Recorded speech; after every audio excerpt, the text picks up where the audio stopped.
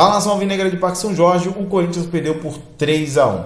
Estreia de Cuca, uma péssima estreia do Cuca, um vexame do Corinthians perdendo para o Goiás, que não perdia há 10 anos uma partida, e há mais tempo jogando em Goiânia. De qualquer maneira, muita coisa para se falar, muitas lições que podem ser aprendidas pelo Cuca e tem que aprender logo, porque tem jogo contra o Remo e é quarta-feira.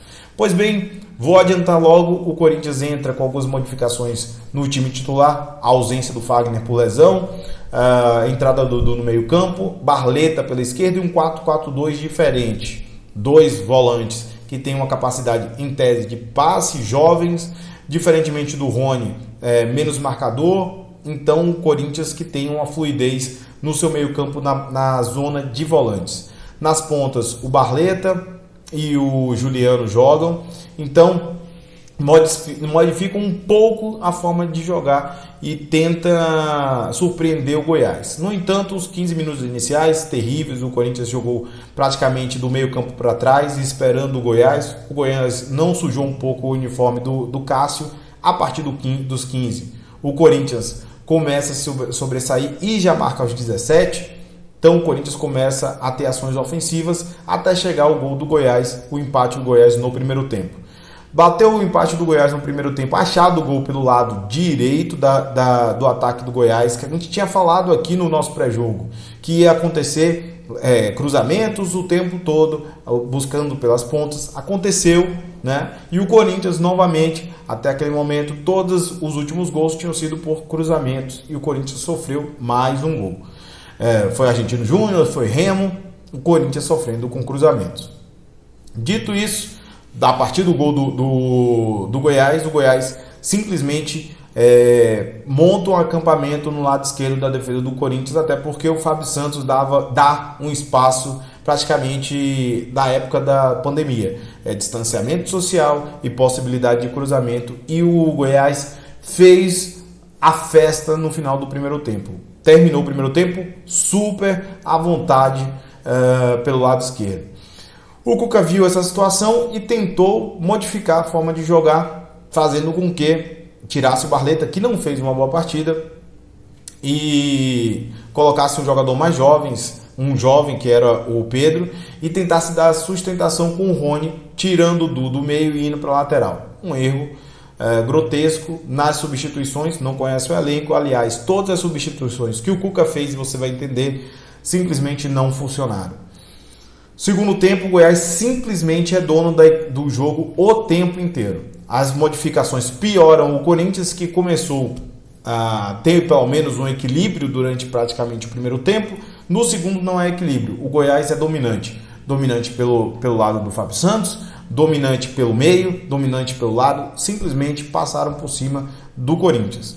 Só que o Cássio também não sofria tanto as investidas do Goiás, porque geralmente a defesa rebatia, tirava da frente da área. Então, de certa forma, o Goiás tinha uma prevalência dentro de campo, mas sem ser muito efetivo. A partir do momento que o Corinthians faz duas modificações, aí não tem jogo. Maicon e Paulinho entram em campo e simplesmente sai Fausto Vera e Juliano, acabou. O Corinthians continua sem saída de bola, sem velocidade, sem criatividade, sem nada. O Corinthians é entregue ao Goiás e o Goiás continua sem fazer nenhum tipo de investida eficiente.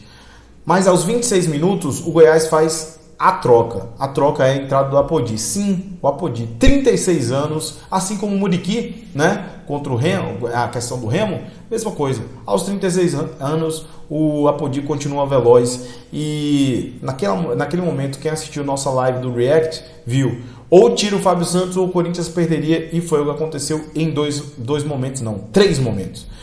O primeiro lance que o Apodi tem a oportunidade é em cima do Fábio Santos e simplesmente o Fábio Santos é atropelado pelo Apodi e, inclusive, o Cássio salva o Corinthians em um contra um, Apodi e Cássio.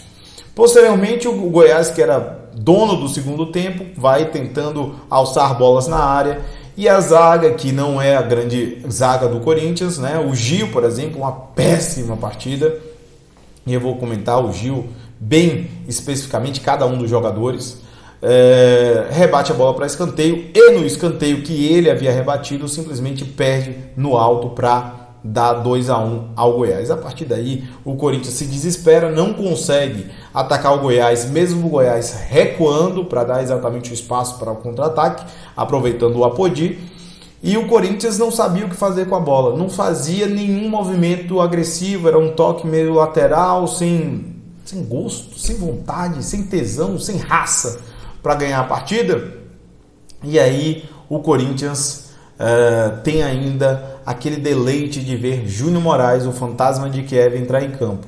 Tiramos um zagueiro, não faria nenhuma diferença, que o problema não estava ali, estava no meio campo, e passamos a colocar o Júnior Moraes em campo, que, pelo que eu me lembro, só fez faltas, não tocou na bola.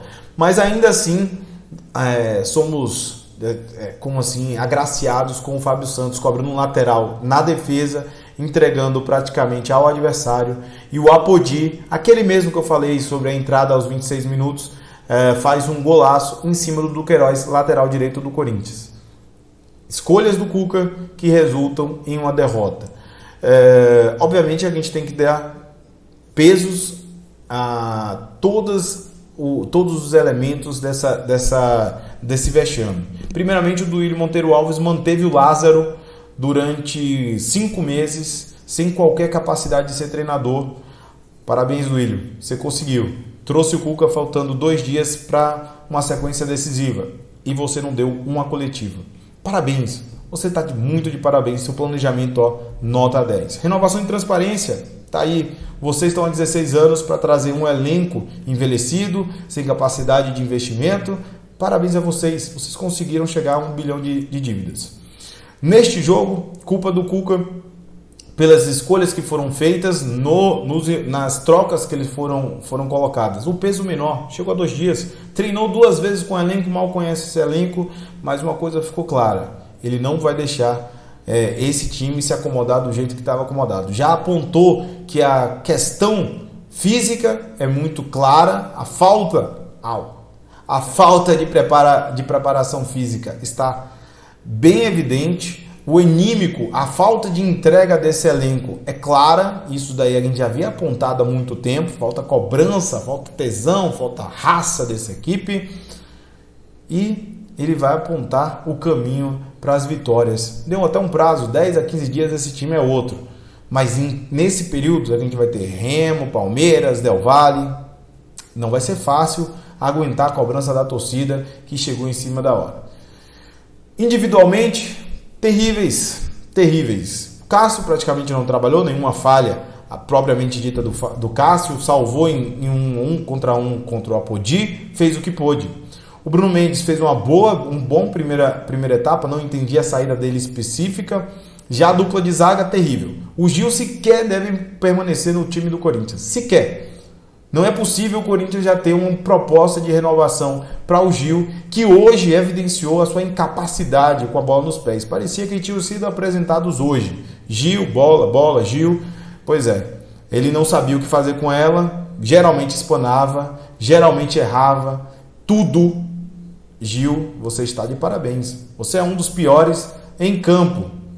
Balbuena, outro jogador que decepciona. Mesma coisa do Gil, talvez um pouco menos, com mais categoria com a posse de bola, mas isso de 0 para 0.1 é grande diferença, tá? Então os dois, parabéns, vocês conseguiram seus piores em campo também. Olha, tem mais um. A gente está jogando do Fábio Santos. Fábio Santos, eu acho que ele é o campeão desse tripé aí. Por quê? É um jogador que jogou mal contra o Remo, jogou mal contra o Argentino e joga mal contra o Goiás. Toda vez que o Fábio Santos está em campo, o Fábio Santos joga mal. E essa partida ele foi jantado. Ele jantou um pouquinho, ele cavou faltas. Se é para um jogador cavar faltas e dizer que foi uma grande partida, o Fábio Santos jogou muito bem. Agora, se for com bola no pé, com questões defensivas, táticas, o Fábio Santos é inoperante. Quem quer o Fábio Santos renovando no Corinthians é um piadista. O Duílio é um piadista. Se você tem um contrato com o Fábio Santos, você é um piadista, certo? O Fábio Santos está aposentado jogando pelo lado esquerdo. Ele não é lateral esquerdo jamais. Ele é banco do banco do banco do banco de qualquer um. Mas não pode entrar em campo mais. O meio campo, o Duqueiroz para mim o destaque no primeiro tempo. O Fausto Vero fez uma assistência, então uma boa partida do Fausto Vero. O Juliano nesse esquema esquece. Pode jogar no banco que não vai funcionar. Ele não vai funcionar. Ele simplesmente foi terrível. Fez uma partida nada com nada. Praticamente era um peso morto dentro de campo.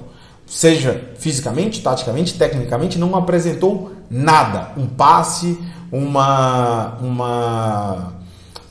lançamento, nada. O Juliano foi um nada em campo. Assim como o Barleta também foi um nada. Melhor do que o jogo contra o Cruzeiro. Porque contra o Cruzeiro ele foi ruim, foi negativo. Toda vez que tentava um drible era desarmado. Dessa vez não, ele conseguiu dribles, conseguiu faltas, mas bem abaixo do que ele jogava no São Bernardo. Talvez a camisa pesou. Já no ataque, o Roger Guedes um destaque do primeiro, do segundo, mas com uma observação. Solta a bola, né, Roger Guedes? Você joga com outros 10 companheiros. Se é para jogar só Roger Guedes, todo mundo fica lá atrás e você joga sozinho. Cobra lateral, cobra escanteio, cobra falta, cobra pênalti. Você quer fazer mais o quê? Pelo amor de Deus. Você tem que começar a ser interativo com o time. Está em grande fase, é o artilheiro do time, mas a postura é de quando você não consegue fazer a jogada, tocar para o seu companheiro em melhores condições. Você não consegue fazer isso. É apenas uma observação, mas foi o destaque do jogo. E Yuri Alberto, infelizmente, continua tecnicamente abaixo.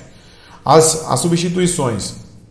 O Du foi para a lateral, caiu o segundo tempo inteiro, não jogou bem, não fez nada, tomou o gol do Apodi, então também parabéns para você, Duqueiroz, tomar um gol do Apodi de 36 anos, né? Parabéns. Aí cabe você questionar o Cuca se você realmente quer ser lateral direito depois de tomar um golaço do Apodi, né? As entradas do Rony perdidaço, absolutamente perdido, não deu sustentação, não deu qualidade ao meio campo do Corinthians, foi uma péssima escolha. A entrada do Maicon e Paulinho, alguém já conhece. Maicon, acho que está até melhor fisicamente, mas tecnicamente, taticamente, jogou zorra nenhuma. O nosso querido Paulinho, outro que cavou um pênalti e nada. Também outro nada em campo, se você desse 0 para o Paulinho, também não faria diferença. O Júnior Moraes, piada, né? Eu não vou nem comentar. Então, de certa forma, tivemos 3 piores, pesados mesmo, Fábio Santos, Balbuena e Gil, né? Gil e Fábio Santos absolutamente acima da média. Tivemos alguns mais baixos, próximo à zaga, né? O nível da zaga, que foi o Juliano, o Barleta também não jogou muito bem, o Maicon e o Paulinho. Agora os destaques, a gente tem poucos destaques nessa partida. Eu acho que o Bruno jogou bem, o Du jogou bem no primeiro tempo, jogou mal no segundo, o Falso jogou bem até onde pôde, mal no segundo, principalmente quando joga no lado esquerdo, não tem condições do Falso jogar pela esquerda. E o Roger Guedes, um dos destaques também. O Corinthians joga contra o Remo, joga contra o Palmeiras e joga contra o Del Valle. O Cuca vai ter muito trabalho por esse elenco, e se ele mantiver essa ideia de ter medalhões no Corinthians, sendo os titulares, o Corinthians vai afundar como afundou com o Lázaro. Pode jogar melhor, mas não vai conseguir alguns objetivos. Está na hora de colocar os meninos, está na hora de colocar jogadores mais jovens, jogadores que vão efetivamente modificar o destino do Corinthians nessa temporada. Se ele não entender dessa forma, nós não vamos a lugar nenhum.